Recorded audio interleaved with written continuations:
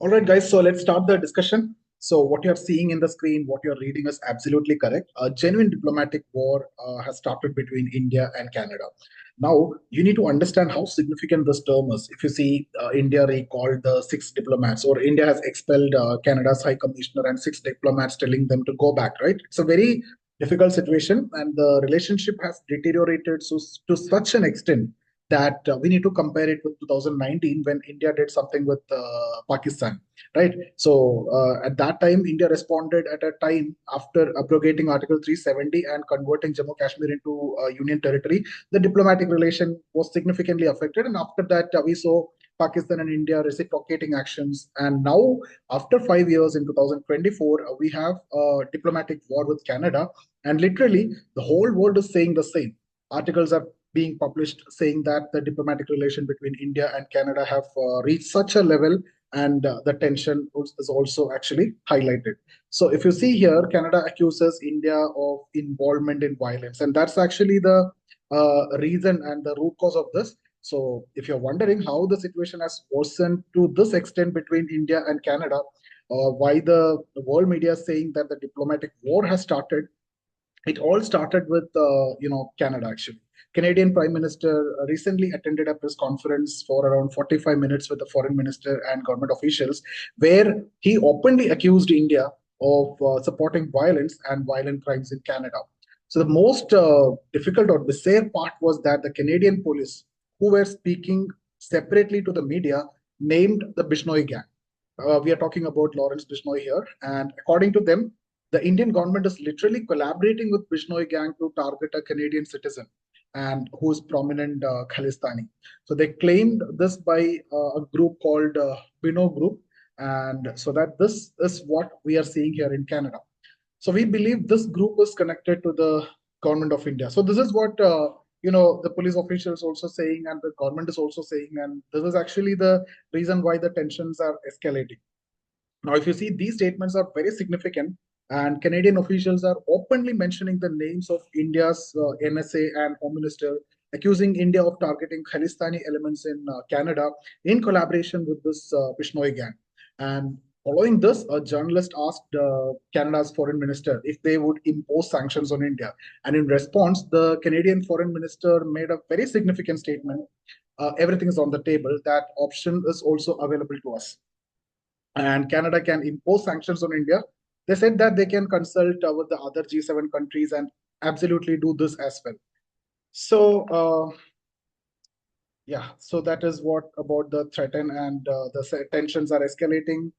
Sanctions are considered, expulsions of diplomats, global engagement, all these we have discussed. So now comes the question is the federal government considering sanction against India? If it is not sanctions, what other steps are being considered here? So this was a really important step when you look at what is available in the toolbox. Expelling diplomats is one of the hardest and the toughest measure a country can take under the Vienna Convention. So the rest of the world will continue to push India to cooperate and will continue to engage with the G7 partners. Everything is on the table anyway. Now, the next question is, wait 1 minute.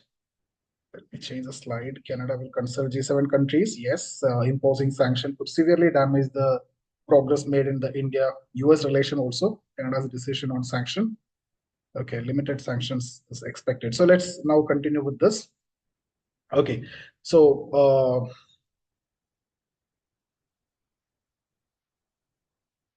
okay.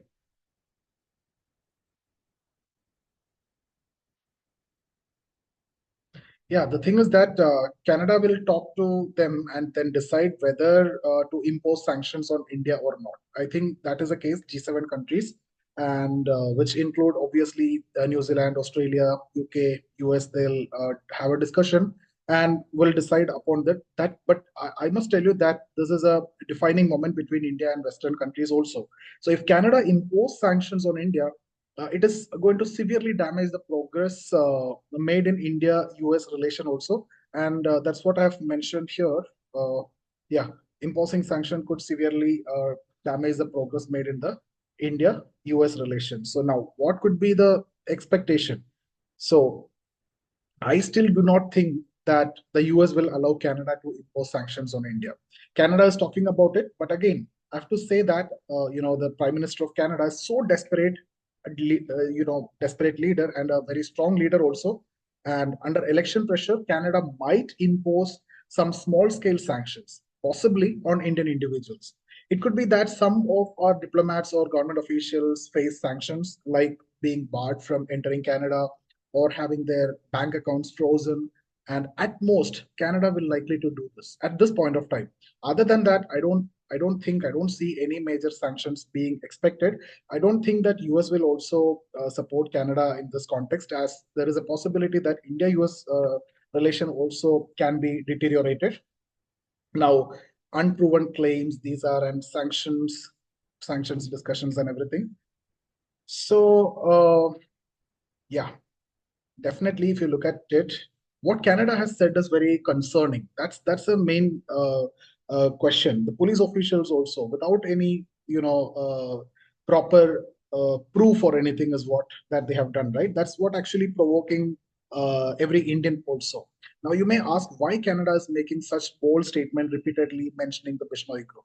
Canadian police have said that yes, Indian agents are working with the Bishnoi group. This is very serious situation, and they have mentioned the Bishnoi group so often that they have even claimed that it is a group dealing with narcotics and all that, right? And this group is supported by India, and that is actually something which is very strange and not acceptable also. And along with this, they are discussing sanctions against India. Has anything been proven in the court is the bigger question. Without any proof, they are talking about such kind of allegations. Has any Canadian court, after reviewing all these evidences, stated that Indian agents are involved in this? No, right? So that's actually the bigger question here. So these are unproven claims. Okay, now Canada's unfounded accusation. There is no evidence. Okay, it's all about ambiguity. That's what we are mentioning here. And Canada has gone this far without any evidence. That's true, and I have said that before also. And this is actually a disaster for India as well. And I'll say it again: Canada will host the G7 summit in 2025. India should decline the invitation as it has in the past and say that we will not attend a country that shelter terrorists. Right. So this is how it can be. We can have in that way also.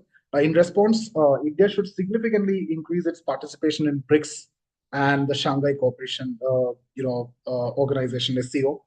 The reason I'm saying this is that even after all these, when Justin Trudeau, the Prime Minister, was asked if India was definitely responsible for all this, I mean, you are saying all this and claiming you have provided evidences to the Indian government.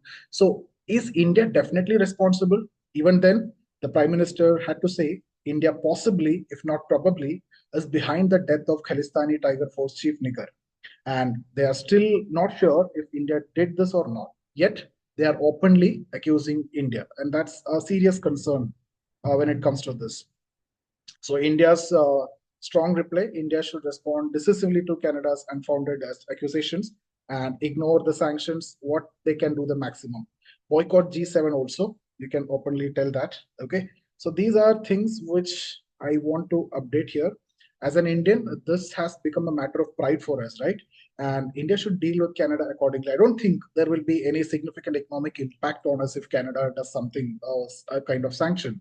And do not assume that Canada is such a major economic power that it will hurt or hit our economy with sanctions. If it is Middle East, we are hugely dependent on oil. If it is China, again, we are so much having dependence. But with Canada, not much. Okay. So nothing like that will happen. And therefore, India should give a proper reply to Canada. And the biggest reply could be not to attend G7 summit in 2025. Okay. So that's it, guys. I just wanted to update this situation, and I hope you understood the things that I have discussed. It's a open accusation without any proof and not proved in any court of law, even in Canada also. So the situation have escalated to a kind of diplomatic war with Canada, and that's it. Thank you so much for watching. In case If you're interested in the complete sociology course or complete ISGS course, I'll give you the link in the description. You can consider subscribing the course. See you guys in the next video. Thank you so much.